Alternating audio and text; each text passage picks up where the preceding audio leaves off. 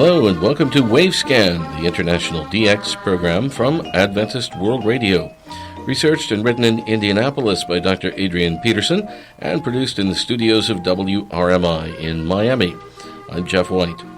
Today on Wavescan, a blast from the past, the biggest aspidistra in the world, and the closing of our annual DX contest and a rare, unusual, unique QSL, also our Australian DX report.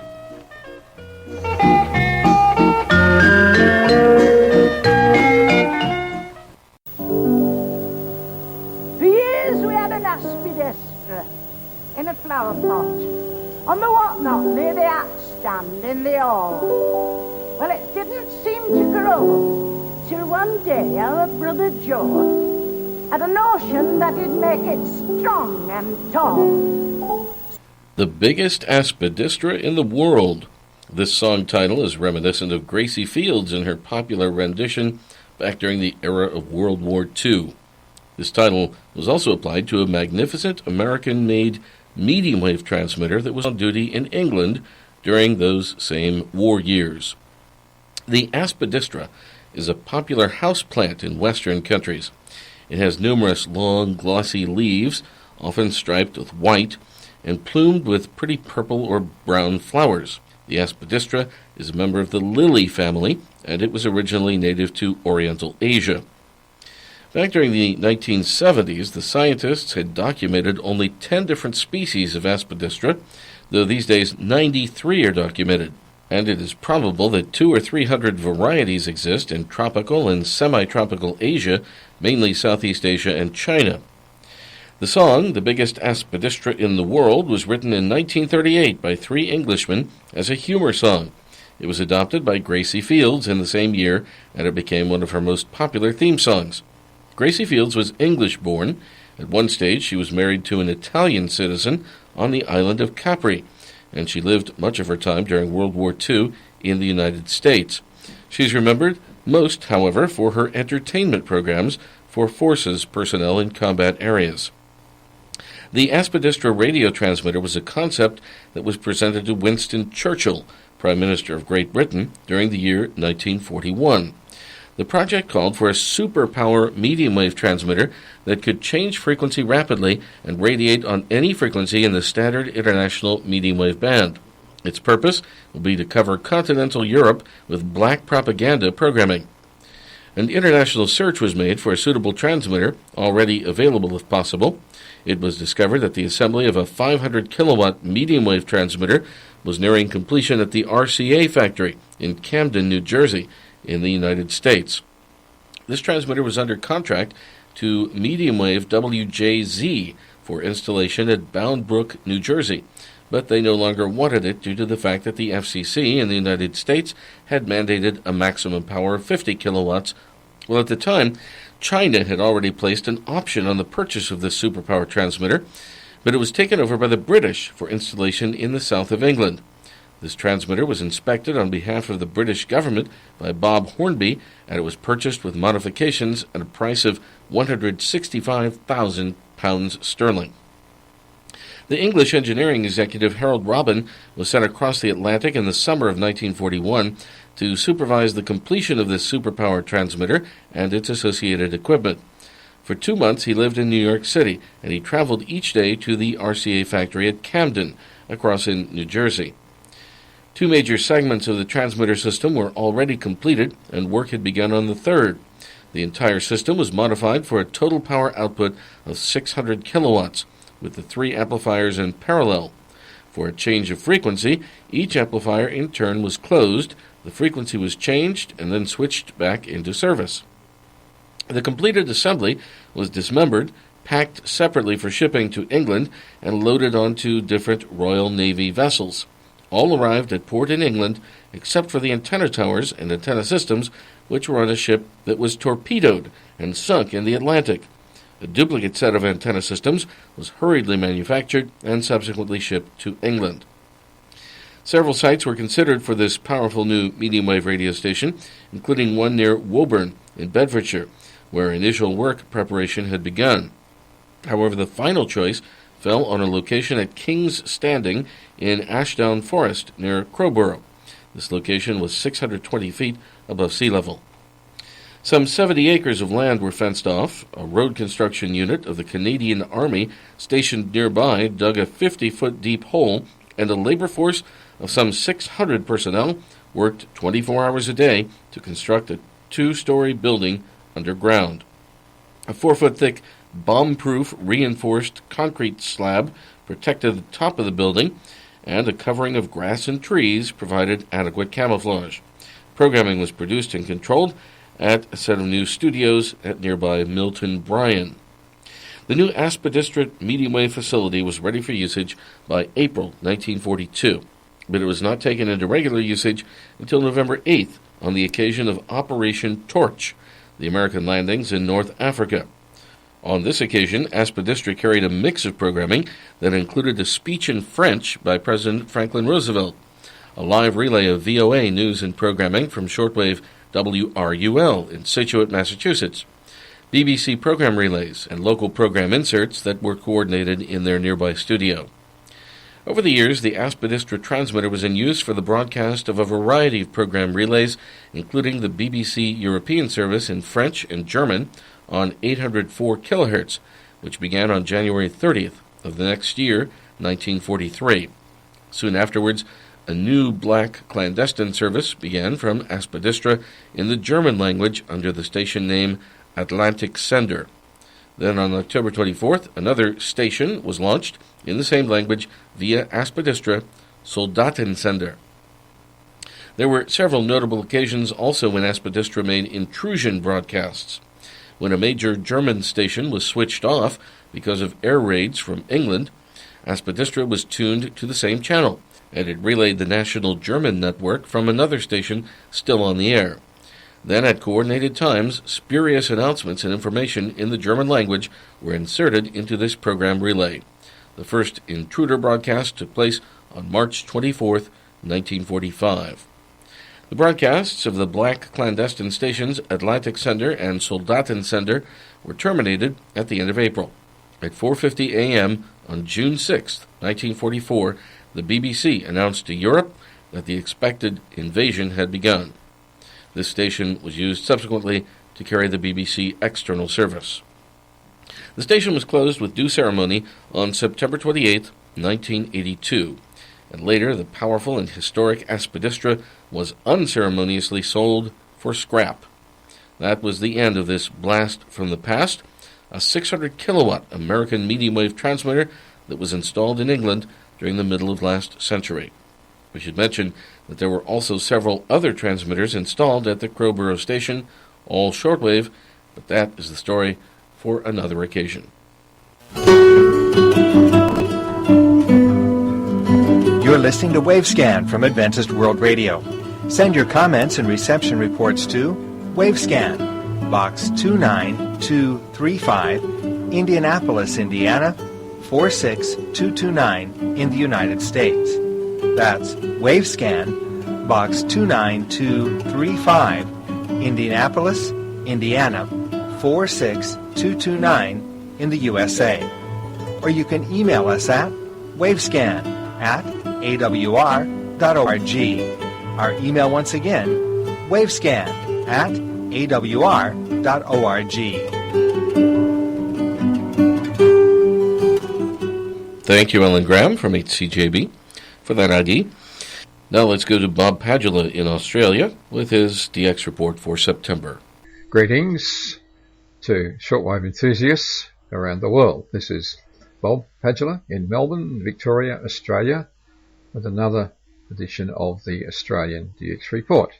These magazines provide news of shortwave broadcasting stations, monitoring summaries, propagation news, and other information concerning world international broadcasting. As I start to remind you that full detail QSLs are available for correct reports received for these episodes. The address will be given at the end of the program. And to note that all times, days and dates given in our episodes are in UTC, and we use the 24-hour time system. The episodes are compiled from resources made available by the Electronic DXpress Radio Monitoring Association, which is based here in Melbourne. Commencing our program this time, we have the information about solar activity received from the Ionospheric Prediction Service in Sydney, New South Wales, here in Australia. Strangely, sunspot activity or solar activity has increased remarkably, and the IPS categorises the current level as high. This is the first time it's been rated as high for several months. The 10 centimetre solar radio flux is now hovering at around 160, and the daily equivalent smooth sunspot number has increased to 114. And according to the IPS, those figures are likely to increase somewhat in the next few weeks. So that means that continuing propagation on the higher frequency bands on darkness or semi-darkness paths on frequencies above about 14 megahertz on long-haul routes, that's multi-hop paths, will be somewhat reliable, which is not what we have been experiencing in recent months. We're still on the plateau of sunspot cycle 24, and the latest available information is that this cycle, or the maximum, would be reached in November of this year. So it may well be that we've reached a secondary peak in the current sunspot cycle, so who knows. So we'll keep you informed. In the meantime, we have some propagation notes made here in Melbourne. We've entered the spring season here in Australia, or Eastern Australia, and in our morning periods, the 7 megahertz band is now quite congested in the post-sunrise window. Much of this congestion is due to the huge number of frequencies from transmitters of China Radio International, intended for saturation coverage in the primary target zones of Europe and the Middle East. This is a summary of spectrum occupancy recently I made between 2000 and 2030, that's 6 a.m. to 6:30 a.m. here in Melbourne. 7205, Radio France International from Issoudun, broadcasting in French. On the next frequency, 7210, Korean Central Broadcasting Station in Pyongyang in North Korea, broadcasting in Korean. 7235, China Radio International from Serik, the relay station there in Albania with programs in Arabic. 7245, China Radio International from Kashi in China with programming in Chinese. And 7280, the Voice of Vietnam from Hanoi in Russian. And another frequency for China Radio International from Serik in Albania is 7285, observed with the English service. And yet again from Albania, China Radio International Serik, English on 7305. Now 7295, China Radio International again from Kashi in China with English. And 7315, the Voice of the Islamic Republic of Iran in English, to signing off at 2020. And the Voice of Turkey from Ankara in French on 7360, and on 7365, the Voice of America from Udon in Thailand, the relay station there broadcasting in Korean. And 7465, Radio Tirana, Albania in English. And 7350, All India Radio with Hindi. And 7585, Radio Fada, the IBB American government station broadcasting from the Iranawilla relay station in Sri Lanka in Persian. So interesting spectrum usage there in the 41 metre band, 7 megahertz band between 2000 and 2030 as monitored here in Melbourne recently. Now, some Brazilian propagation. September is usually a good month for reception of Brazilian stations on the higher frequency bands here in Melbourne due to the favourable propagation patterns which exist at this time of the year. Propagation is generally across the southern Antarctic Great Circle path which follows the Antarctic region. Now, between 1930 and 2100, this was a summary of the stations which I heard recently. 11855, Radio Aparecida, that's Brazil, of course, religious station, 1930 to 2100. And 11780, Radio Nacional, Brasilia, 1955 to 2030. 11765, Radio Tupi, same time period, 1955 to 2030. And 11815, Radio Brazil Central, one of the oldest shortwave stations, or one of the oldest stations in Brazil, fading in here in Melbourne at around 2030 to around 2130.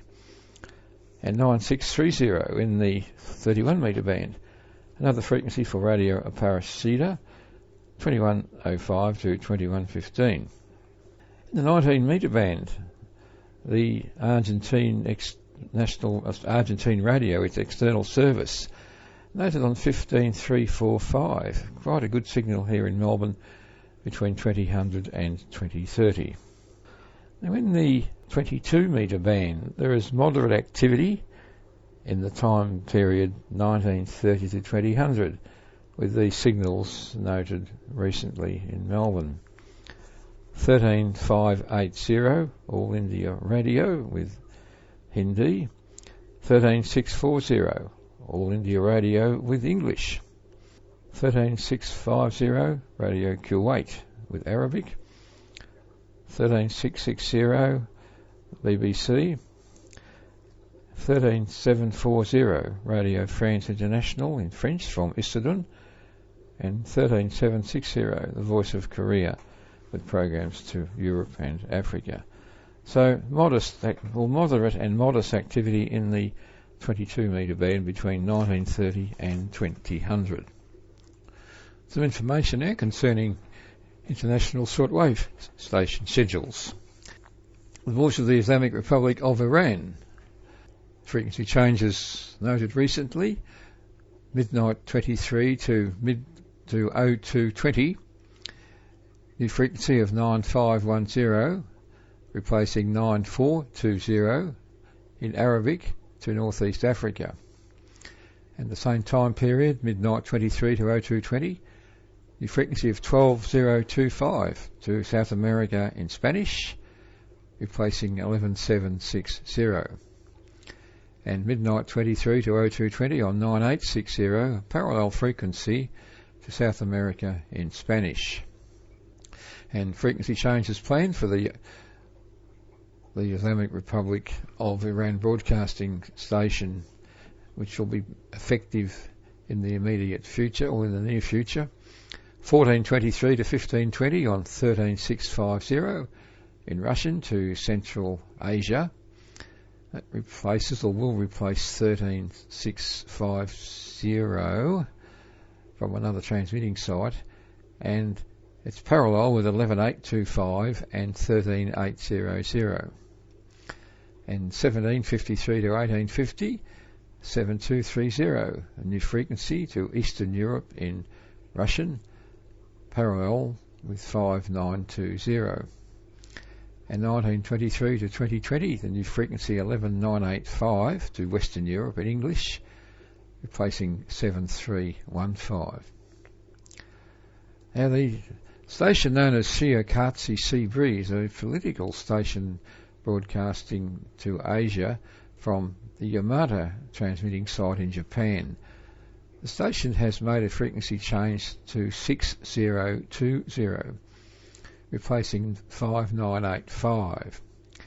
And it's on the air between 1330 and 1430 daily with different languages during each day. They include Japanese, Chinese and Korean, English and Japanese and Korean.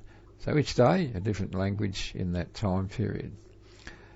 Now another new frequency is 6165 for Radio Shiokatsu Sea Breeze, replacing 6090, and that's on the air 1600 to 1700 with different languages on each day, which include Japanese, Chinese, Korean and English. Now, Sarawak, well, not really Sarawak, but Radio Free Sarawak, the broadcasting station using transmitter facilities provided by Radio Veritas Asia, 1100 to 1145 frequency has been noted in Europe as 15430, replacing 15425, and 1145 to 1230 on 15420, also replacing 15425, and 1230 to 1245 on 15420. The station actually makes minor changes of frequency in that spectrum area from 15420 to 15430 to avoid interference. So some frequency changes there for Radio Free Sarawak. I think we should pronounce that. And that's all we have time for in our episode of the Australian DX Report, which came to you from Melbourne in Victoria, Australia. I'd just like to remind you that we offer full detail QSL cards showing Australian scenes and wildlife for correct reports received for these broadcasts. We also offer an email QSL service for reports sent via the internet or email.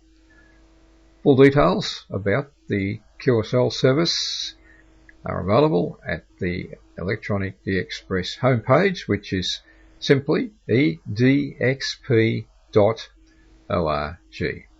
So until our next program, this is Bob Padula in Melbourne in Victoria, Australia, wishing you all good listening. Thanks for being with us, and good DX.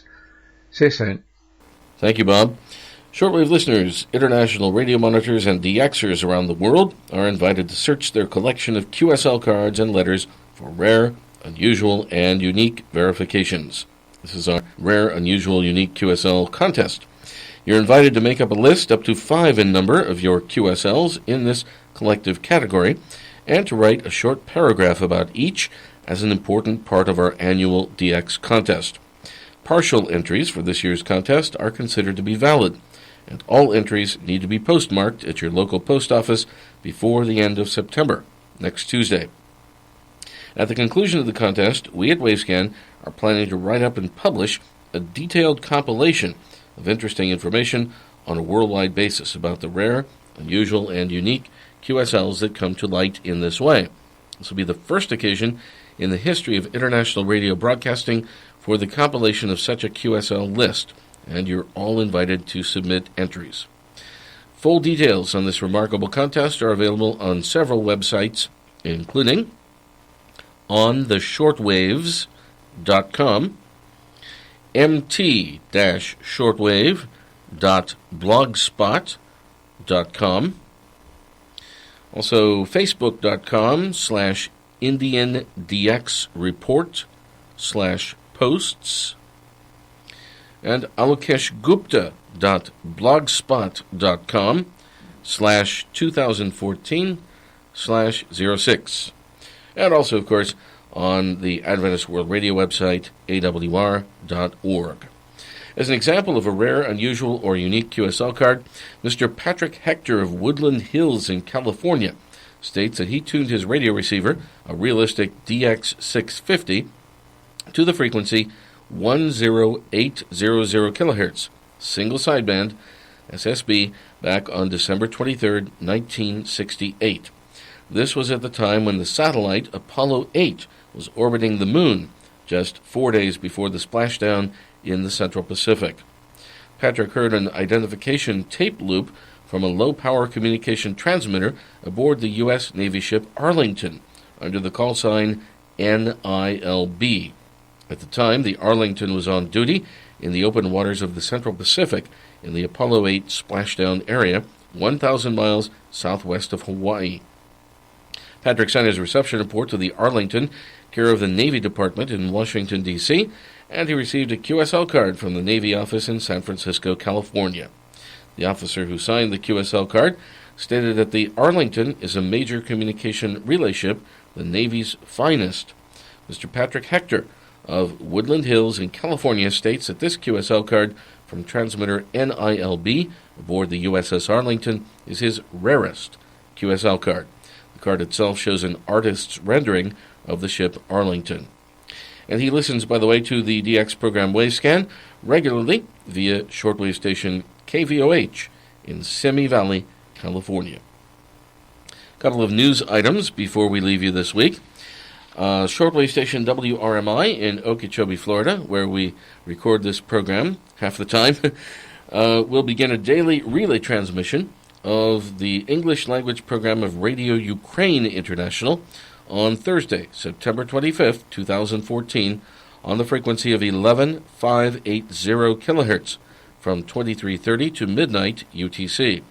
This transmission will be directed primarily to Eastern North America, although it will likely be audible in Europe as well. This, again, is Radio Ukraine International via WRMI in Okeechobee, daily on 11,580 kilohertz from 2330 to midnight UTC, and those broadcasts will continue at least through the end of 2014.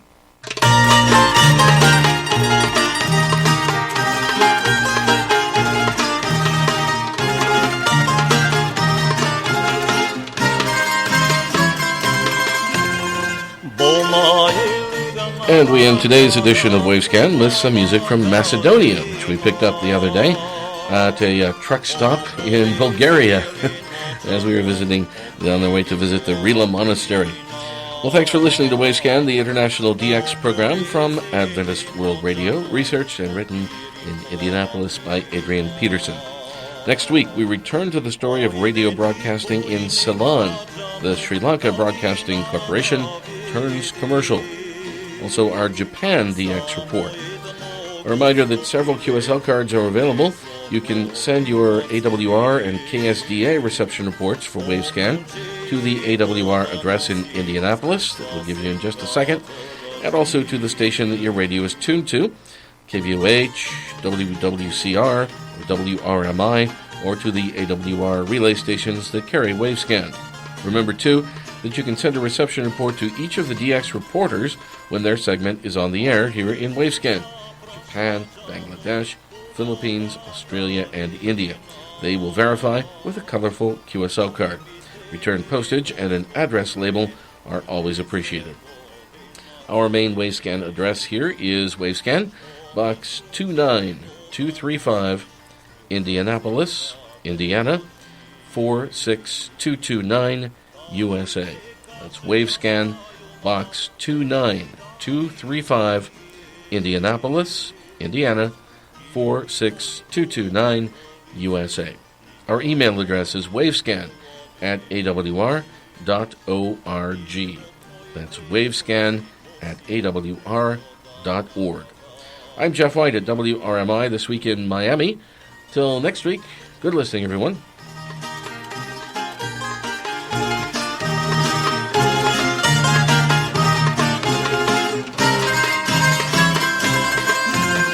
Помнишь ли ты, Господи, любава калину, кога турци запалија по Пирим планина, сите пилоци изгорели.